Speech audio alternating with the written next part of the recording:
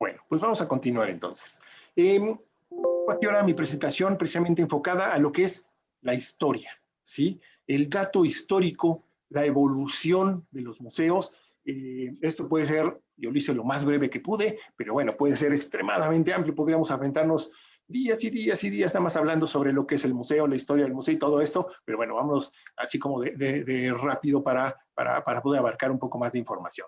Entonces vamos a entrar a esta parte, ¿sí? Lo que es la historia y la evolución del museo. Déjeme ver.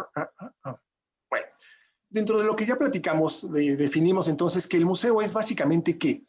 Un repositorio, le llaman, un almacén que guarda, conserva y exhibe gran parte de lo que el hombre ha creado. En ocasiones incluso de cosas que ha recolectado de la naturaleza o del medio ambiente que le rodea. Todo eso es propiamente un museo, un acumulado de cosas, ¿sí? Y así es como se origina directamente. El origen del museo realmente es muy lejano, en cierta manera, no en base a la terminología o a la concepción o al concepto actual del museo, pero lo que viene siendo la idea de un museo, pues o sea, sí que tiene buen rato.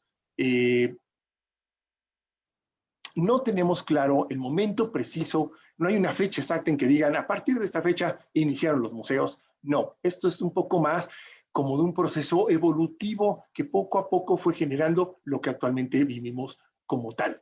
Lo que sí podemos establecer es que el museo surge en cuanto el hombre se da cuenta o comienza a tener la necesidad de recolectar, de guardar, de valorar cierto tipo de objetos que encuentra a su alcance, que tiene, que le traen recuerdos, que le significan o le brindan alguna memoria sobre sus experiencias, sobre la familia, sobre el grupo social en el que se encuentra, siente que hay objetos que a lo mejor lo hacen perteneciente a un grupo social y que lo diferencian de otro grupo social.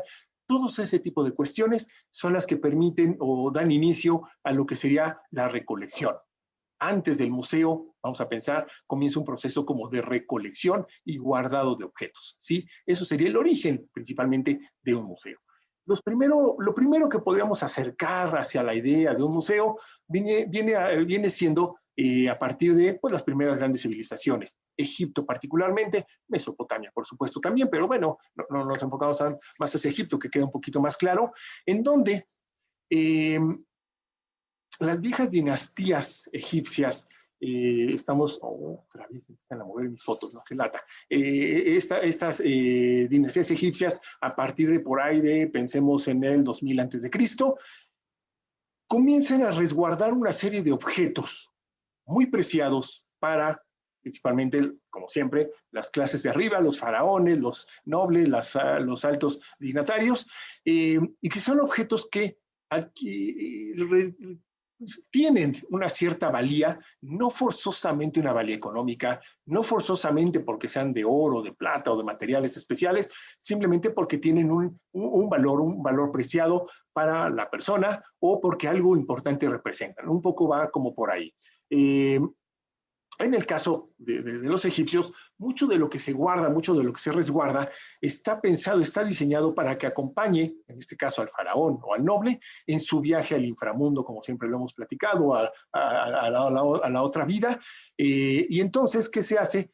Que todos estos objetos se resguardan en las tumbas, en depósitos especiales, y eso de alguna manera se convierte en ello, un resguardo de objetos de cierto valor, de cierta importancia, y que nos han venido a resultar de gran importancia o de gran valor para nosotros, porque esa reunión de objetos nos han brindado mucho conocimiento, ¿sí? El funcionamiento de estos, llamémosle museos, nos han permitido completar y entender y narrar la historia completa del pueblo egipcio gracias a los objetos resguardados, a la pintura y todo eso que metieron en un lugar completamente aislado donde se protegió de todo el exterior y se pudo conservar hasta nuestras fechas. Ay, estas fotos están moviendo. Bueno,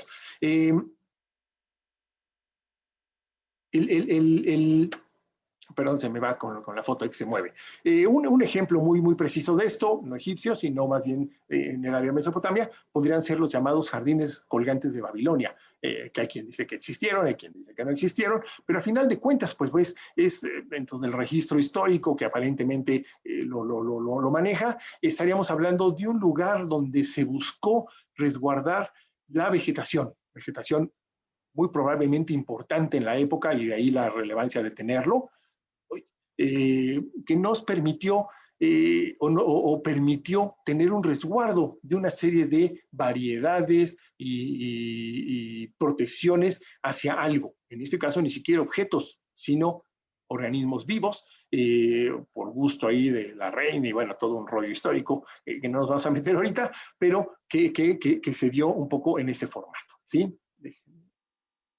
Bueno, continuamos con la parte de Grecia. Grecia también influyó mucho en este sentido. Grecia guardaba el arte en templos con el fin de ofrendarlo a sus divinidades. Oh, todas mis fotos se ponen solitas, ¿qué pasa aquí? Al panteón que ellos manejaban y guardaban todos sus objetos en estos lugares. Junto al templo, es decir, al panteón, se construyó un recinto en donde guardaban específicamente y protegían los regalos y ofrendas que le hacían a los dioses. A esta capilla, precisamente, se le denominaba el Tesaurus. Este Tesaurus es uno de los antecedentes más antiguos que se tienen sobre lo que es un depósito artístico. Ahí se metían pintura, escultura, cerámica, orfebrería, bueno, todo lo que se les ocurra, y todo este tipo de material quedaba ahí resguardado y resultaba extremadamente útil para, nos resulta útil también para el estudio precisamente de esta cultura. Bueno, Roma es otro punto también extremadamente importante, por supuesto.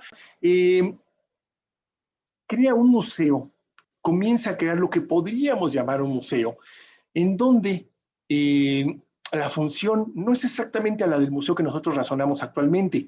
Y para Roma, el área podríamos denominar como un museo, sí es un lugar donde se guardan objetos y se resguardan y se protegen, pero es un lugar donde además se da la comunicación y la investigación y la enseñanza. Es donde se encuentran los filósofos, los estudiosos, los eruditos, y que manejan ese lugar ya no solo como un depósito, no solamente guardan objetos y punto, sino que se dedican a estudiarlos, a aprender de ellos y, por supuesto, a enseñar sobre ellos también. Esta es una cosa verdaderamente muy importante porque siente una base extremadamente valiosa para lo que vendría siendo el museo a futuro, ¿sí? Esto es a nivel Roma.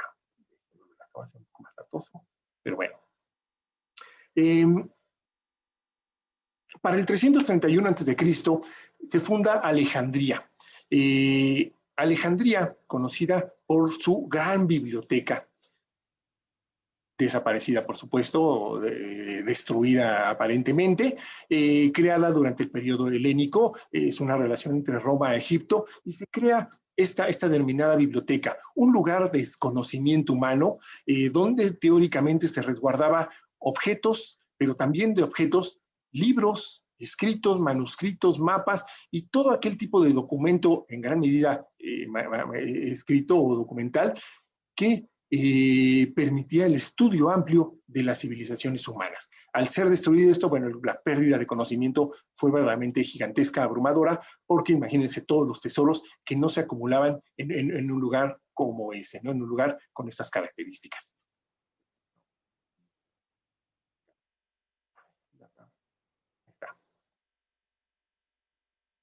Bueno, algunos de los objetos que precisamente se resguardaban en esta cultura. Okay. Para la Edad Media tenemos un proceso de evolución bastante importante. El Imperio Romano se divide, ¿sí? Se divide en lo que es Imperio Romano Occidental, Imperio Romano Oriental, y esa subdivisión genera que el lado oriental se transforme y comience a desarrollar una propia cultura, la llamada bizantina, la cual ya no solamente se encarga de producir una enorme cantidad de objetos de gran valor y que están ligados, o su producción artística, podríamos decir, está ligada al conocimiento que van adquiriendo de culturas aledañas y de culturas pasadas. Es decir, hay un resguardo de conocimiento en la producción del arte bizantino.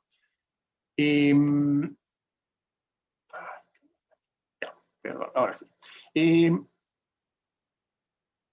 En esta cultura se resguarda en templos, en catedrales, en monasterios, por todos lados, un enorme volumen de objetos que se consideran de valor. Se guardan monumentos, se fabrican mosaicos, hacen frescos, pinturas, obra de todo tipo, y se liga todo esto además con la actividad humana, lo que vienen siendo ritos, lo que vienen siendo cierto tipo de fiestas, festividades.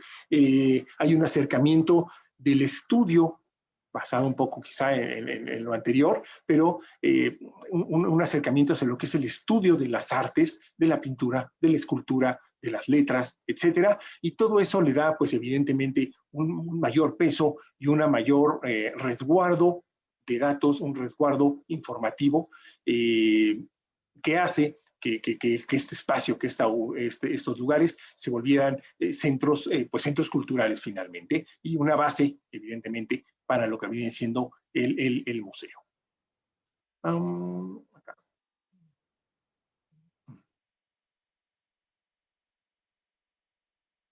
Bueno, lugares como este, déjenme, vamos a ver qué sigue. Ajá. Algunos de los tipos de objetos fabricados en alguna medida y otros resguardados directamente durante la época del bizantino. Bueno, para el Renacimiento, los cambios, conflictos políticos, sociales, económicos, artísticos de la época resultan extremadamente importantes y representan una evolución también dentro de lo que estamos trabajando nosotros, que es el trabajo del museo. Durante el Renacimiento se retoma lo que es el efecto de la concepción humana, se hace un acercamiento o una búsqueda del conocimiento antiguo, muy particularmente griego, romano por supuesto también, y una recuperación de esto mismo. Particularmente en Italia, se emplea el proceso de la colección de los objetos. Comienzan a coleccionarse objetos cercanos, objetos similares, es decir, colecciones de pintura, colecciones de escultura, colecciones principalmente de esas dos, pero bueno, de algunos otros elementos también, y en cierta medida, un poco limitada, pero en cierta medida y basado en lo anterior, se busca que estas colecciones empiecen a generar una finalidad o nos den una finalidad de enseñanza didáctica, enseñanza de las artes, y a partir de ello comienzan a desarrollarse o crearse las galerías de pintura y escultura, que si no son total y completamente museos, porque simplemente se dedican a mostrar el bien y punto, todavía no se dedican a la investigación, al estudio ni nada de esto, bueno, es uno de los grandes acercamientos que tenemos nosotros hacia ese tipo de posibilidades. Se crean enormes y grandes colecciones entre la nobleza, la burguesía particularmente, y los grandes maestros artistas como Donatello, Botticelli, Rafael y todos estos se convierten, aparte de artistas, en curadores y conservadores de ese tipo de objetos, ¿sí? ¿Qué hace el noble que compró una obra que a lo mejor trae algún tipo de daño? Pues busca a lo más cercano que le parece, que es un artista, para que venga y haga la recuperación. Hasta la fecha todavía ocurre un poco este tipo de factores. Bueno, el museo en esta época Renacimiento es una colección de objetos raros y preciosos. No hay un estudio realmente avanzado sobre la producción del bien y todo este tipo de cuestiones. Simplemente es un objeto bonito, llamativo, interesante, ya en esa época pensando en un objeto antiguo, un objeto que tiene cierta historia, y comienzan a resguardarse. Una gran recolección de estos objetos antiguos y artísticos se da directamente bajo la influencia de los papas. El Vaticano se encarga de hacer un resguardo de material verdaderamente grande, al igual que muchos de los que serán monarcas, reyes, etcétera, de la época, que son los que se encargan de esta protección, de este resguardo, porque pues al final de cuentas son los que tienen en parte el conocimiento, pero también los medios para llevarlo a cabo. No solo en Italia se genera este interés por los objetos, también lo tenemos en Francia, Alemania, Prusia y otros muchos países que comienzan a hacer este resguardo de testimonios de objetos antiguos, que brindan información, que resultan interesantes, que resultan extraños, y todo eso va siendo una conjunción de materiales y de obras, de objetos que se protegen. Esta tendencia llevó a que se formaran los inicios del museo. Los primeros, podríamos atrevernos ya a llamar museos, quizá no con procesos de investigación ni nada de esto, a veces ni de difusión quizá, pero sí de un resguardo ya mucho más razonado de los objetos, como viene siendo el Capitolium o la Villa Medici. Estos son grandes ejemplos de los primeros que podríamos atrevernos a decir como casi instituciones museísticas. Para el siglo XVI, siglo XVII, los acontecimientos y variabilidades en cuanto al cambio de vida en todo el mundo, basados en el descubrimiento de las Américas, hacen que el concepto de museo comience a cambiar radicalmente. Ya no solamente van a buscar que las artes sean las que formen parte de la obra del museo, las obras de valor, sino que empieza a ampliarse el interés a un carácter mucho más amplio, mucho más universal, basado en la historia, en la apariencia, en la estética y sobre todo pensando mucho en lo que pueda resultar interesante y útil para el aprendizaje, ¿sí? Y entonces el interés o la formación de colecciones dentro de un museo se ve integrada ya no solamente por el arte, como había sido anteriormente, sino también por una serie de elementos que van pues dándonos una mayor posibilidades de estudio, de investigación y de conocimiento. Las ciencias naturales comienzan a sobresalir, sobre todo en el estudio de la Tierra, del universo, los nuevos científicos, todo esto comienza a evolucionar enormemente y, por supuesto, el estudio y la recopilación de todo este tipo de información también se vuelve relevante. De esa manera, la investigación comienza a centrarse y a resguardar una serie de objetos enfocados en esa temática, también en áreas específicas que vamos a denominar de alguna forma museos, una especie de museos de ciencia natural. La construcción de grandes edificios dedicados ya directamente al resguardo de los objetos, aunque no se les llamara quizá museos específicamente, pues se vuelve un tanto cotidiano o propio de la época. Comienzan a elaborarse grandes construcciones majestuosas, elegantes, finísimas, maravillosas, en las cuales comienzan a resguardarse, a atesorarse tesoros como obras de arte, objetos diversos de mineralogía, de botánica, de zoología, de elementos vegetales, etcétera, ¿sí? Y de esta manera comienzan a surgir los primeros museos de ciencia natural.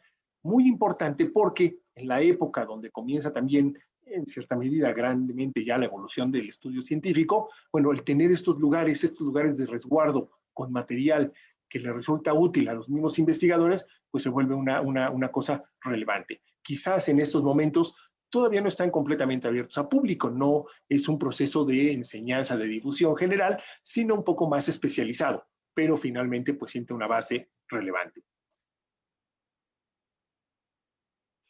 En esta época es fundado el Museo del Louvre, y se me fue, miren, no tengo la fecha exacta, pero bueno, en estas siglo XVII, XVIII, por ahí más bien se funda lo que es el Museo del Louvre, y originalmente, bueno, uno de los grandes museos, se rellena o se llena este lugar con esculturas. En algunos casos, esculturas originales griegas, extraídas. Recordemos que hay una gran influencia y gran atractivo por este tipo de ejemplares o de muestras.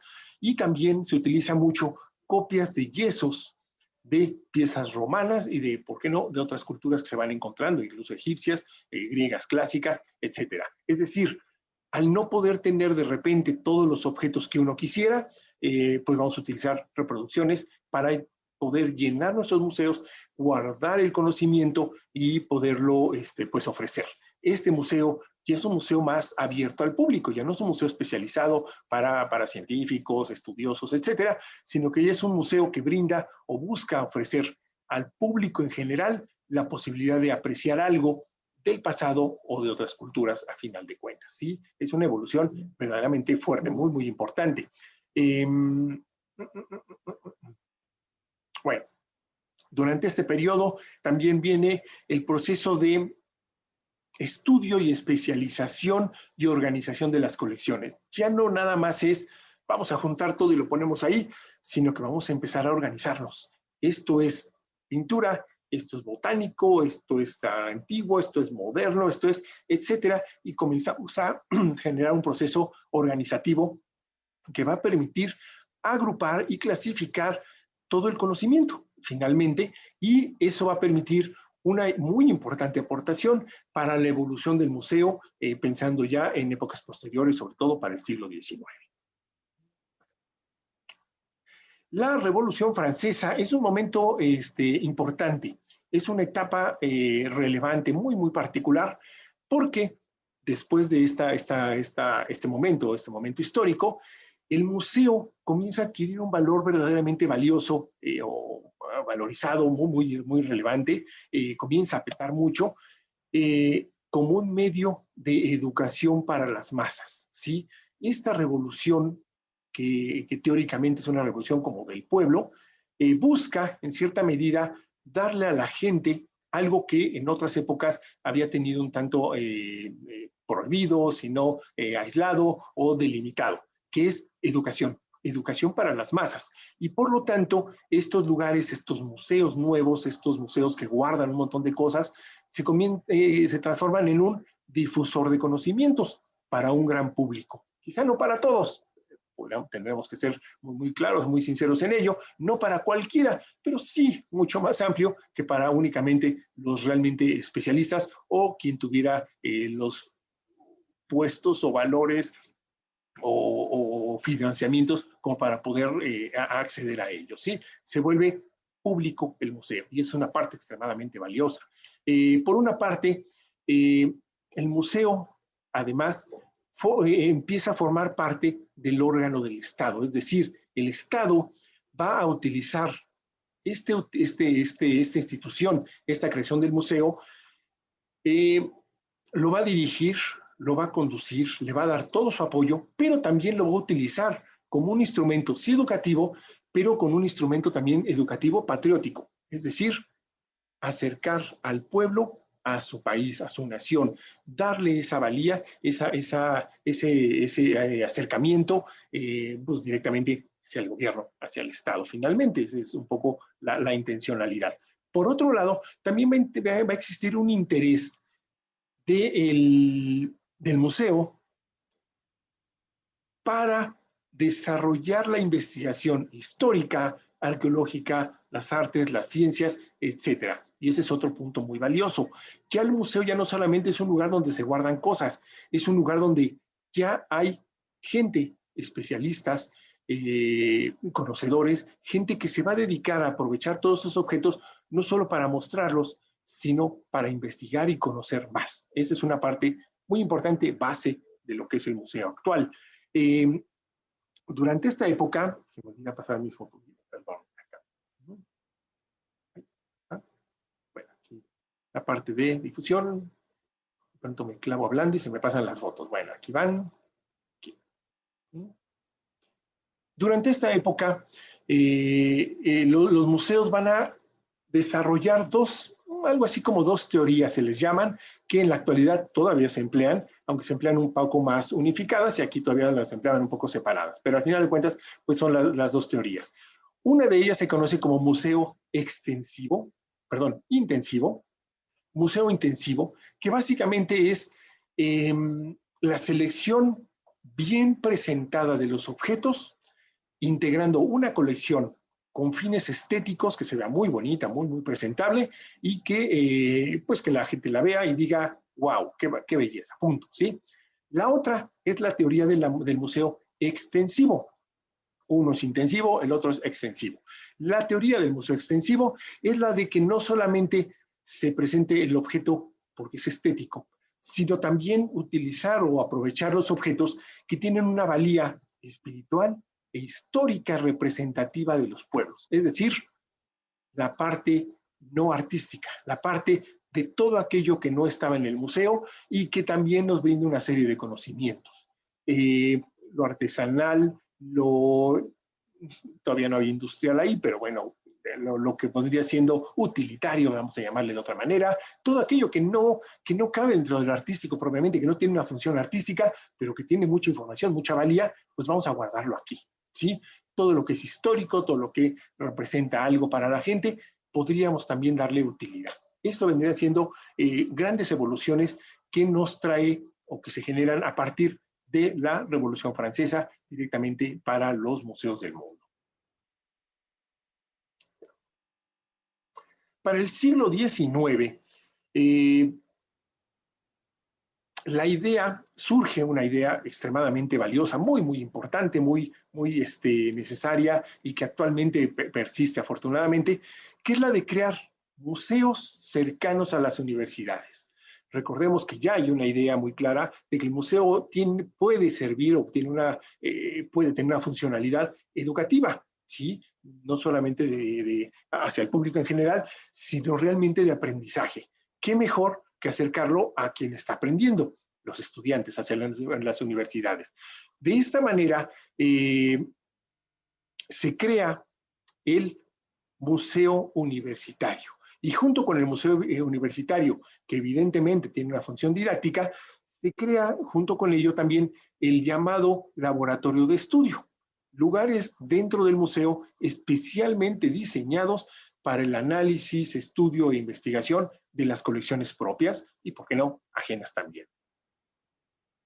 En Italia, Inglaterra, Holanda particularmente, se establecen los primeros museos universitarios y muchos monasterios se van a establecer como museos y van a acercar, en este caso, no a la universidad, sino a la biblioteca. Es decir, tenemos una biblioteca, bueno, vamos a hacer un museo ligado a la biblioteca. La biblioteca es un lugar de estudio, de investigación también. Bueno, qué mejor que darles también el acercamiento no solo a las letras, sino al objeto que también puede brindar una serie de conocimientos y serie de información. Pues bueno, vamos a crear museo con biblioteca juntos.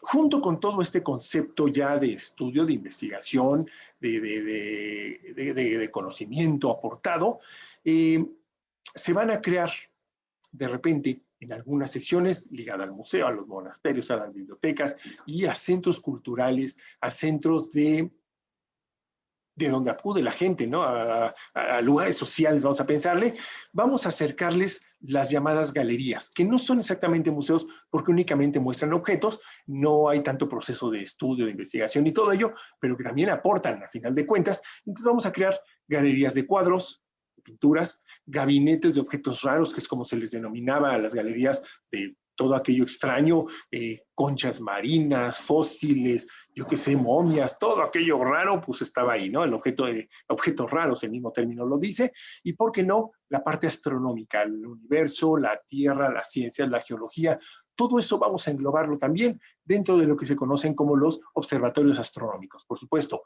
observatorio, pero ligado a un área, a un espacio de resguardo, a un área de museo, un área museística. Para el siglo XX, ya mucho más actual, mucho más reciente, el museo ya se transforma en una institución. Ya no solamente es un lugar por acá, ya es una institución formada tal y como cual, en ocasiones a niveles gubernamentales o estatales o controladas por el Estado, llamémosle de alguna manera, y en muchos casos comienzan a surgir también estas instituciones museísticas a niveles privados, colecciones que tiene alguien, evidentemente alguien con los fondos, y de pronto decide que, bueno, esa colección puede ser valiosa, puede aportar mucho al conocimiento y que el tenerla resguardada únicamente para beneficio personal, pues no es lo más apropiado y deciden pues abrirla al gran público y se crean, comienzan a generarse grandes museos también particulares o privados en donde, bueno, viene a resurgir una serie de colecciones importantes, valiosas, con gran posibilidad de estudio y de conocimiento.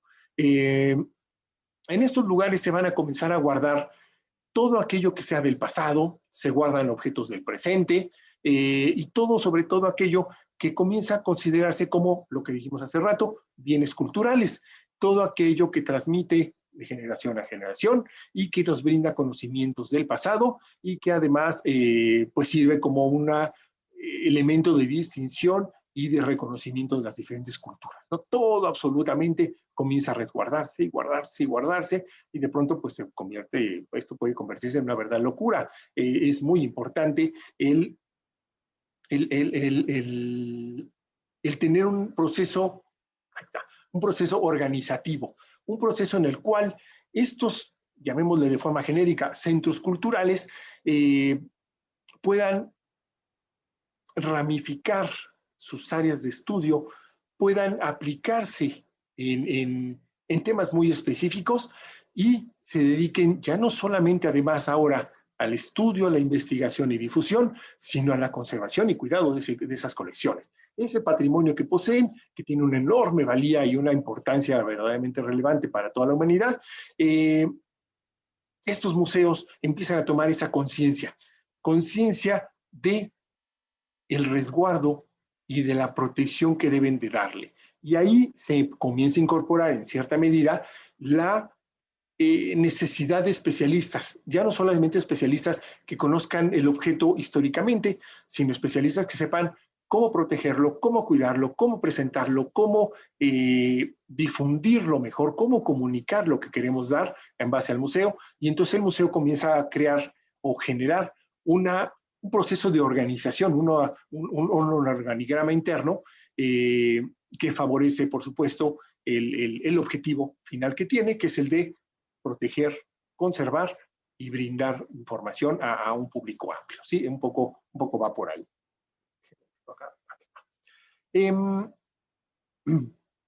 Considerando esta gran amplitud que se observa en cuanto a las colecciones, el museo comienza a especializarse, ¿sí?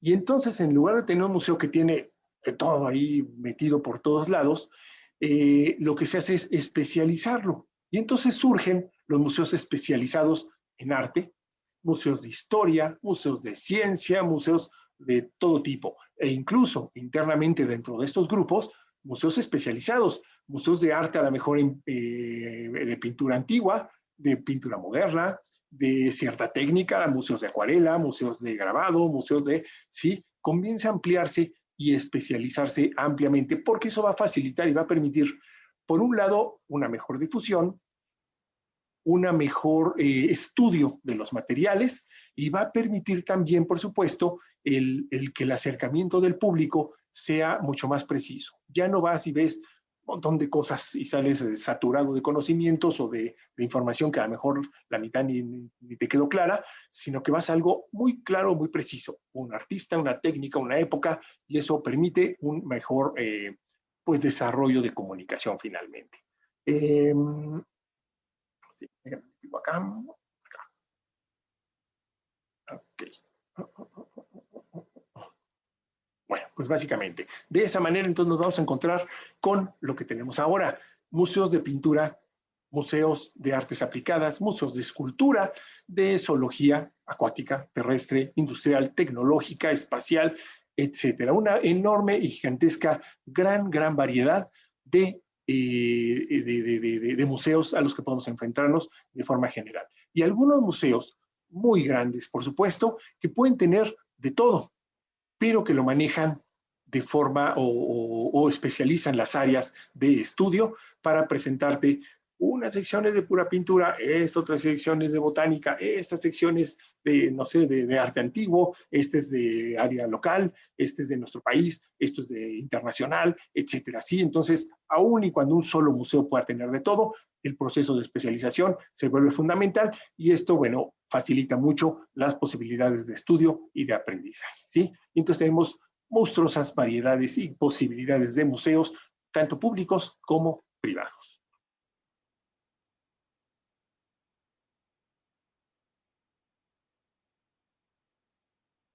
Okay.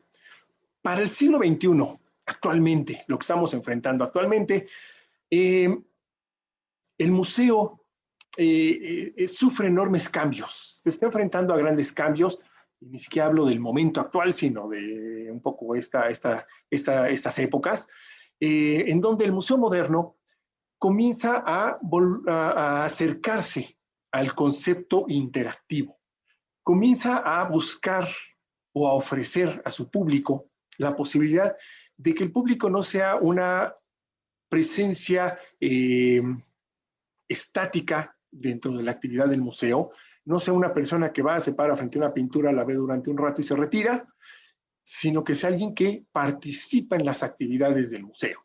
Y están convirtiéndose ahora en un museo que permite la participación de todos, ¿sí?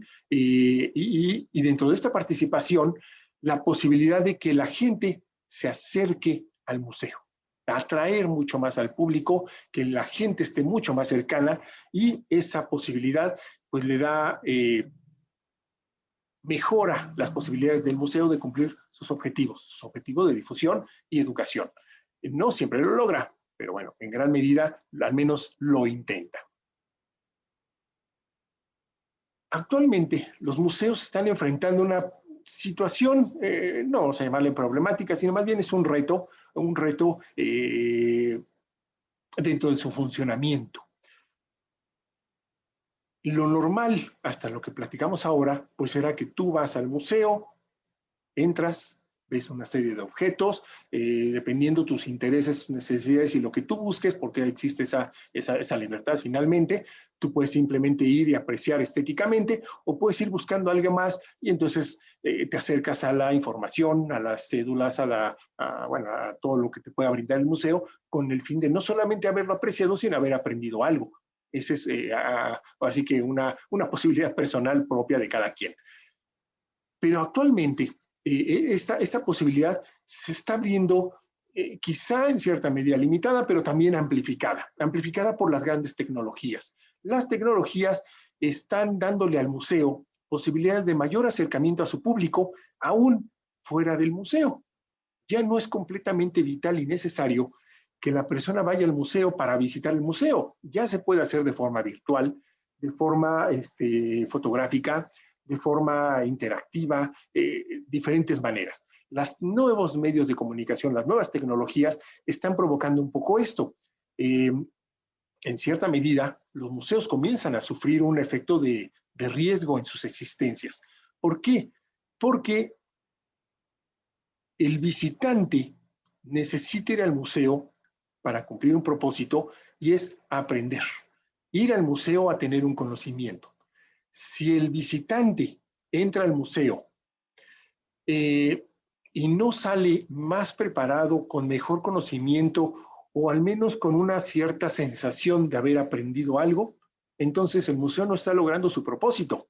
El hecho de que actualmente haya una enorme gran cantidad de inauguraciones, ahorita, bueno, con la pandemia se ha bloqueado, pero poquito antes de la pandemia había inauguraciones en grandes museos, grandes exposiciones de todo tipo, y los medios de comunicación facilitaron el llegar a un gran público. Y entonces muchas de estas presentaciones o inauguraciones estaban llenas de gente, filas verdaderamente infinitas todos los días para poder acceder al museo y demás. Pero sí tenemos que tomar algo muy claro. El hecho de que el museo esté lleno, de que esté agotada sus entradas, de que ya no haya más acceso y demás, no significa que la gente esté aprendiendo, porque se ha evidenciado ampliamente que un enorme gran volumen de gente acude al museo simplemente por acudir, porque oyó que era muy interesante y acudió. No va con una intencionalidad real seria de aprender. Mucha gente, un gran volumen, van únicamente a tomarse la selfie, la foto de que yo estuve aquí, miren qué padre, pero habría que hacer un estudio muy profundo de todo ese enorme volumen de público una vez que visitó la exposición, ¿realmente adquirió un conocimiento o salió igual que como entró? ¿Sí? Eso es una parte muy relevante. Evidentemente, con todo lo que haya visto, pues siempre habrá una alimentación, una retroalimentación de conocimientos, es inevitable. Pero ¿hasta dónde? ¿Hasta dónde realmente la función del museo, todo el proceso de investigación de la museología para brindarle al público, realmente le dio algo o se quedó atrás? ¿La gente fue únicamente a un nivel estético o realmente fue un nivel de estudio y aprendizaje de conocimiento propio? ¿Sí? Esa es una parte que esto es tan nuevo, es tan actual, que pues aún está ahí como bailando, dudoso, no está muy preciso, muy claro hasta dónde realmente estamos cubriendo esas necesidades. Bueno, sí, pues sí.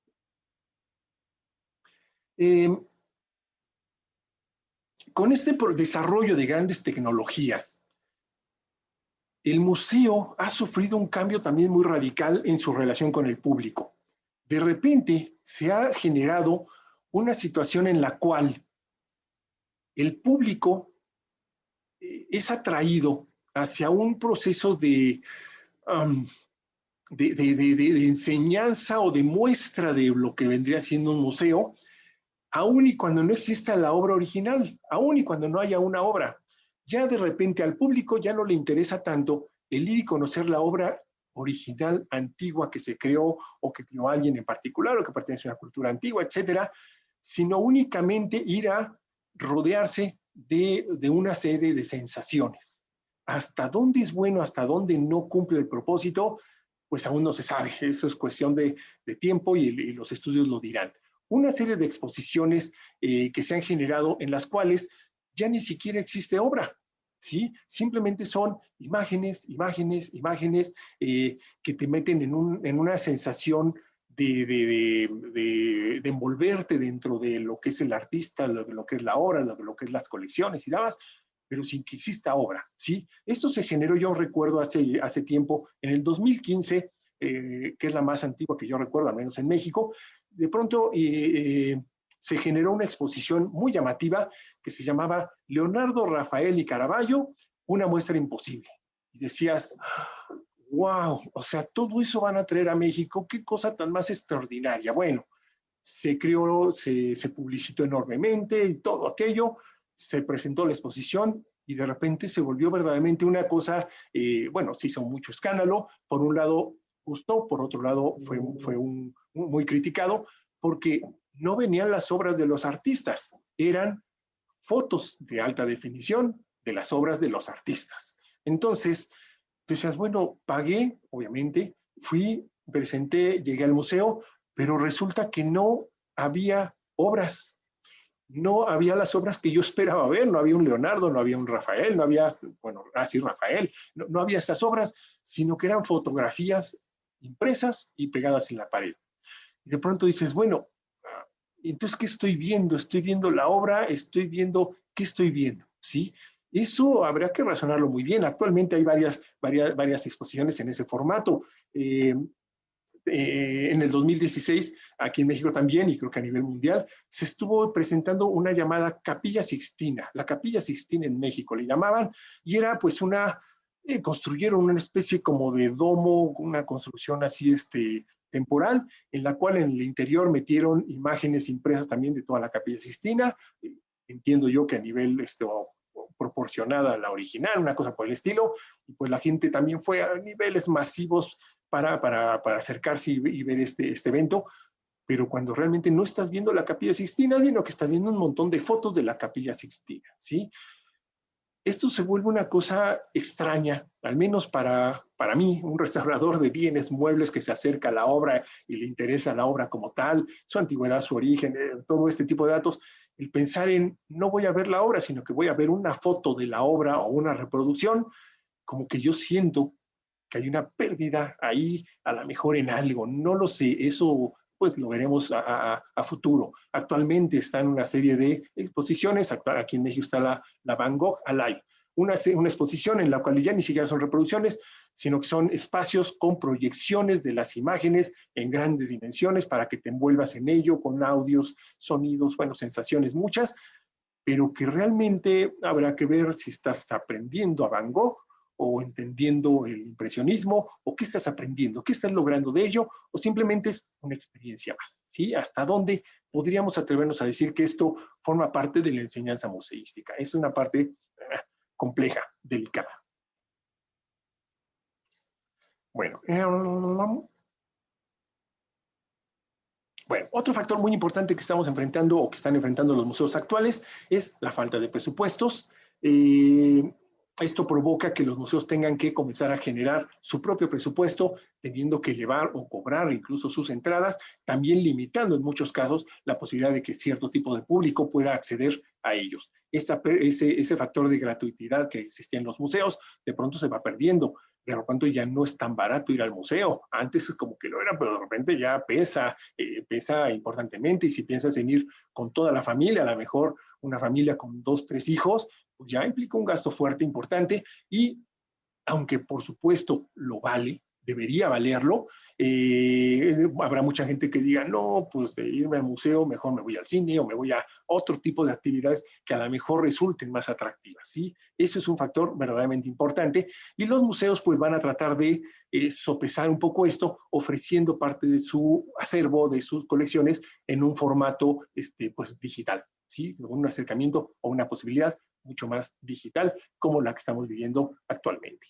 Pensando en los museos a futuro, el efecto virtual pues ya es inevitable, es algo que ya está aquí. La pandemia nos ha provocado un poco más todo esto, conforme se vino esta situación, y los museos tuvieron que cerrar sus puertas.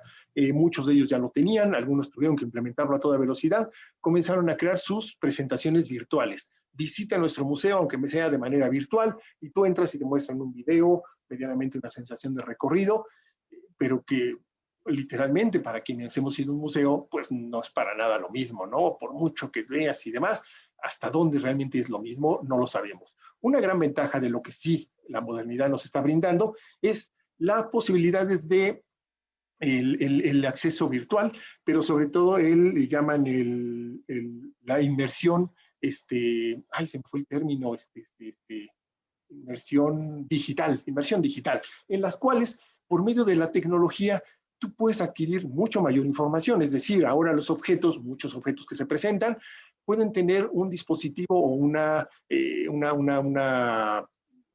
marca o algo que active una realidad virtual, y tu dispositivo, que ahora todo el mundo traemos en mano, tu celular, tu tableta, etcétera, te aporte mayor conocimiento. Aunque el conocimiento ya no esté en miles de cédulas, tú puedes tener imagen, video, información, bibliografía, mucho más de lo que tú quieras aprender gracias a estas tecnologías, lo cual pues viene siendo una enorme, gran ventaja. Otra variabilidad de lo que estamos enfrentando, está comenzando a enfrentar en los museos actuales, y por supuesto viene a futuro, es el proceso de los llamados museos franquicia. Grandes museos, importantes museos, que comienzan a ampliar su campo o su lugar de estadía, digamos, y comienzan a fabricar o presentar museos en otros lugares. Museos tradicionalmente de una región, que se van a otro museo, mandan parte de sus colecciones para brindarle a un mayor público un acercamiento a su propia colección. Y por supuesto, ahora sí, a su marca. Son museos que empiezan a transformarse en empresas, finalmente, que van a buscar ya no solamente pues lo que es un museo, el brindar conocimiento, difusión, protección y demás, sino comenzar a generar un proceso de riqueza o de bienes, de patrimonio, que les permita tanto existir como ampliarse y, por supuesto, mantenerse, ¿sí? Esto ha ocurrido. Actualmente tenemos el Museo del Louvre en Abu Dhabi, un museo del Louvre que no está en Francia, sino que está en otro lugar. El Guggenheim también creó su museo en Bilbao. No estoy seguro que otros museos ya hayan hecho. Estos son de los más famosos. Y se le conoce ahora como el sistema de franquicia.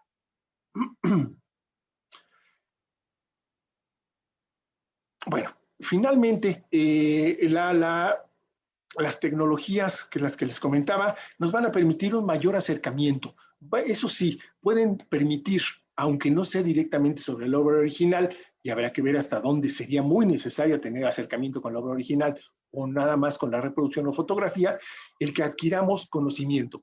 Los niños, los jóvenes, adultos, quien quiera, puede tener un mayor acercamiento a este tipo de conocimiento, simplemente abriendo su tableta, abriendo su computadora, una televisión, documentales y demás, y acercar el museo a su casa, ¿sí? Y entonces, sin tener que moverte, sin tener que salir, poder tener esas experiencias, esos conocimientos que nos nutren, que nos brindan mucho de lo que el museo está haciendo. El museo en alguna forma pues va a tener y está teniendo que adaptarse a las necesidades del público actual, de las nuevas generaciones altamente tecnificadas, y brindarles eso, tecnología para mantenerlo cerca. Si no, pues es un público que se va perdiendo, se va alejando y se va exentando, digamos, de todo lo que el museo puede estarnos brindando. Bueno, con eso terminamos esta parte. ¿Algún comentario, alguna pregunta, chicos? Díganme.